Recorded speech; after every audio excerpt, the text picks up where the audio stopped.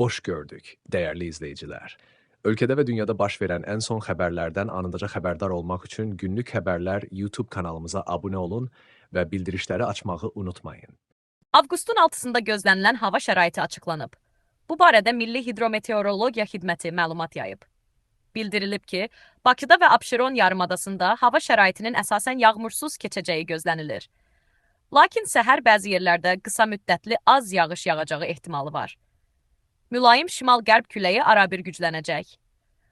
Havanın temperaturu gecə 22-25 dərəcə isti, gündüz 29-32 dərəcə isti olacaq.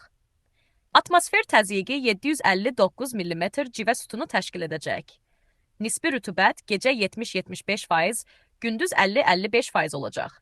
Azərbaycanın rayonlarında havanın əsasən yağmursuz keçəcəyi gözlənilir. Lakin gündüz bəzi dağlıq və dağətəyi rayonlarda qısa müddətli yağış yağacağı, şimşək çaxacağı gözlənilir. Gecə və səhər bəzi dağlıq ərazilərdə arabir duman olacaq.